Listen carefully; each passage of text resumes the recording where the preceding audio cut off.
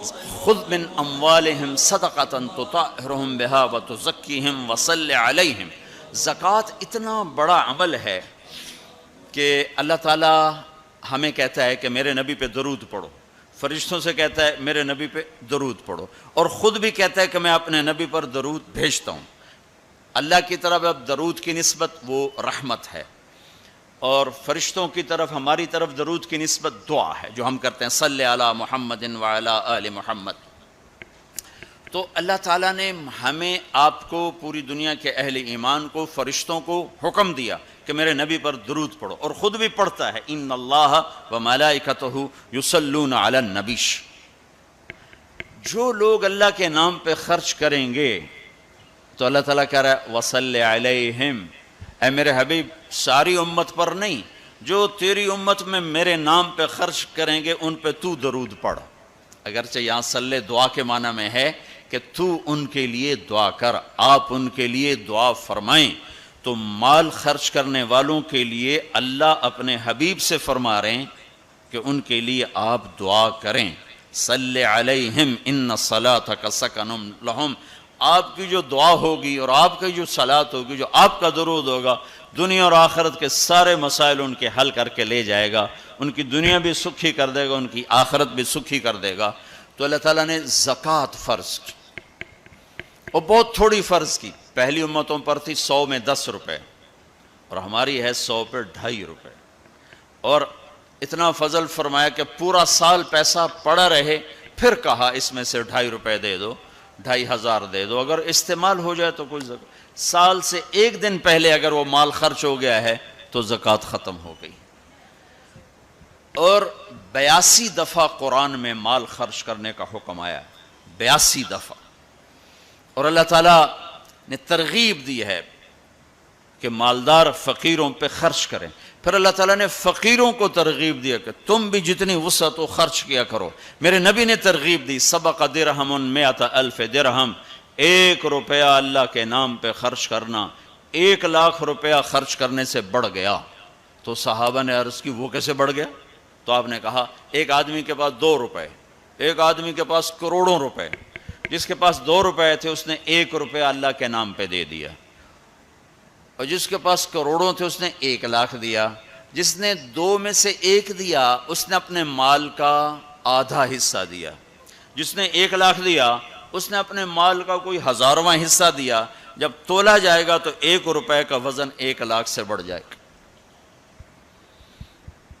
اور اس کا ایک واقعہ بھی، حضرت عمر ہمیشہ حضرت ابو بکر سے کوشش کرتے تھے آگے نکل جاؤں، آگے نکل جاؤں، آگے نکل جاؤں، ساری زندگی موقع نہ بن سکا۔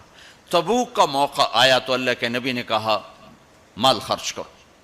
عثمان رضی اللہ تعالیٰ نے 10,000 لشکر کا سارا سامان تیار کیا، ان کی سواریاں، ان کا راشن کے لیے تھیلوں کو بند کرنے کے لیے دھاگے تک اپنے گھر سے دیے، اور 300 دینار اوپر دیے۔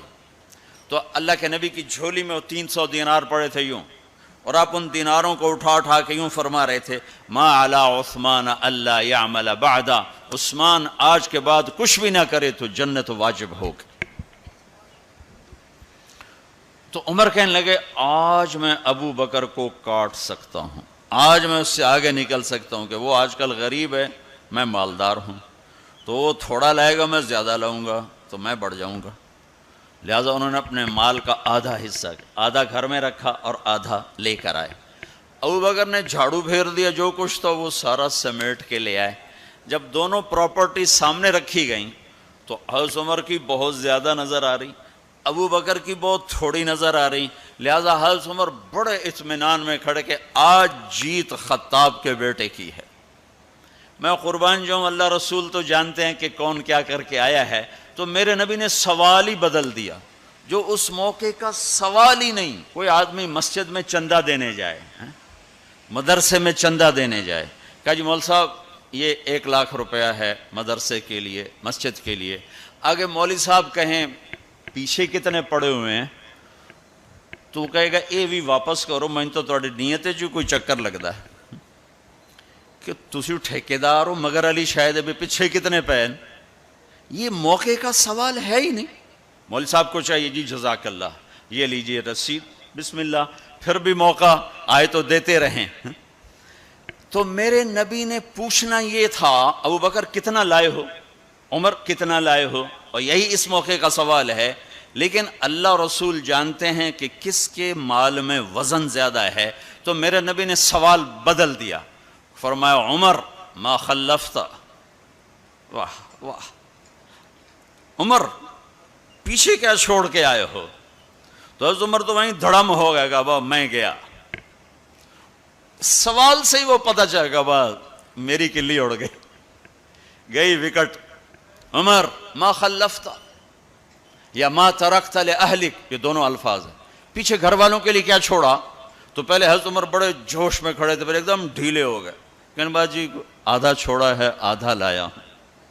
پھر آپ نے کہا ابا بکر ما خلفت یا ما ترکت لأہلک، ابو بکر تو پیچھے چھوڑ کے کیا آیا، بچوں کے لیے کیا چھوڑ کے آیا؟ تو انہوں نے کہا ترکت اللہ و رسول، میں تو اللہ اس کے رسول کو چھوڑ کے آیا ہوں، باقی سب کچھ لے آیا۔ تو اس پر عمر کہنے لگے ابو بکر میں نہیں تجھ سے آگے بڑھ سکتا، کوئی بھی تجھ سے آگے نہیں بڑھ سکتا۔ اور اگلی سنو، اپنے کپڑے بھی دے دیے اور ایک ٹاٹ تھا وہ پہن کر اس کو کانٹوں سے سی لیا۔ تو جبریل آئے، کہنے لگے یا رسول اللہ، اللہ تعالیٰ پوچھ رہے ہیں کہ ابو بکر نے یہ ٹاٹ کیوں پہنا ہوا ہے؟ تو آپ نے کہا کہ ابو بکر نے سارا کچھ اللہ اس کے رسول پہ لگا دیا ہے اس لیے یہ پہنا ہوا ہے۔ تو کہا یا رسول اللہ، اللہ تعالیٰ فرما رہے ہیں ابو بکر سے پوچھو مجھ سے راضی تو ہے، مجھ سے راضی تو ہے، اس فقر میں مجھ سے راضی ہے؟ میں تو اتنا سفر کر کے آیا ہوں، حالانکہ ابھی 4 دن پہلے میں 12 ملکوں کا 10 ملکوں کا سفر کر کے آؤں، ساری ہڈیوں میں درد ہے، میں اس لیے آیا ہوں کہ چلو کوئی بخشش کا بہانہ مل جائے، کوئی بخشش کا بہانہ مل جائے، اللہ راضی ہو جائے۔ آپ سارے اس لیے حج پہ جا رہے ہو کہ اللہ راضی ہو جائے۔ جو سارے جہان سے کہتا ہے مجھے راضی کر، وہ کہہ رہا ہے ابو بکر سے پوچھو مجھ سے راضی تو ہے۔ تو آپ نے کہا ابو بکر تیرا رب تجھے سلام بھی کہہ رہا ہے اور پوچھ رہا ہے کہ راضی ہو؟ تو ابو بکر کی چیخیں نکلی، میں اپنے رب سے راضی، میں اپنے رب سے راضی ہوں، میں اپنے رب سے راضی۔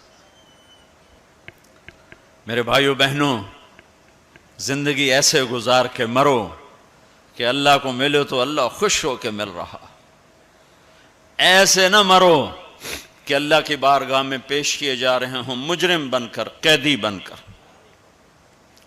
تو اللہ اس کے رسول نے مال لگانے پر زور دیا، اللہ چاہتا تو سب کو مال دے دیتا، کسی کو فقیر کسی کو مالدار، مالدار کا شکر کا امتحان لیا، فقیر کے صبر کا امتحان لیا، کہ اللہ فقیر کا صبر دیکھے گا، مالدار کا شکر دیکھے گا۔ اور جب مالدار لوگ زکوٰۃ نہیں دیتے تو پھر عزتیں نیلام ہوتی ہیں، جب سب کچھ اپنے اوپر لگانے کا ذوق بن جاتا ہے اور اپنے ہی بڑے بڑے زیور، کپڑے، گھر، گاڑیاں۔ یہ بھی لاہور کا واقعہ ہے، بیگم صاحب ڈرائیور کے ساتھ گئی ہیں اور واپسی پہ کہہ رہی ہیں اسلم ڈرائیور آج میری بڑی اچھی قسمت، وہ ساڑی میں نے لی تو میں سمجھ رہی تھی 1 لاکھ کی ہے، وہ تو مجھے 75,000 میں مل گئی، بڑی سستی مل گئی، خوش ہو کے ڈرائیور کو بتا رہی۔ تیسرے دن ڈرائیور کے بیٹے کا بازو ٹوٹ گیا، وہ آ کر کہتا ہے صاحب جی میری تنخواہ میں تو اس کا علاج ہو نہیں سکتا، تو مہربانی کر کے کچھ میری مدد کر دیں، اس کا علاج ہو جائے۔ تو صاحب کہتے ہیں اسلم تمہیں پتہ تو آج کل کاروبار بڑا مندہ ہے، تو میرے پاس تو گنجائش نہیں، میرا ایک ڈاکٹر دوست ہے میں اسے فون کر دیتا ہوں، وہ تمہاری مدد کر دے گا۔ جب اس طرح ہوتا ہے تو پھر ڈاکے، چوریاں، قتل و غارت شروع ہوتے ہیں۔ جب اس طرح ہوتا ہے تو مالداروں میں تکبر پیدا ہوتا ہے اور غریبوں میں ظلم پیدا ہوتا ہے۔ تو زکوٰۃ ایک بہت بڑا عمل ہے، 2.5% تو فرض ہے، اور زکوٰۃ دینے والا سخی نہیں اللہ کی بارگاہ میں، ہاں بخیل بھی نہیں، سخی بھی نہیں ہے، بخیل بھی نہیں، یعنی وہ بخل کے ملک سے نکل آیا ہے اور سخاوت کے ملک میں انٹری نہیں ہوئی۔ 2.5 روپے پہ 1 پیسہ بھی اوپر خرچ کرے گا تو اب سخیوں میں آ گیا، پھر جتنا بڑھتا جائے گا اتنا آگے بڑھتا جائے گا۔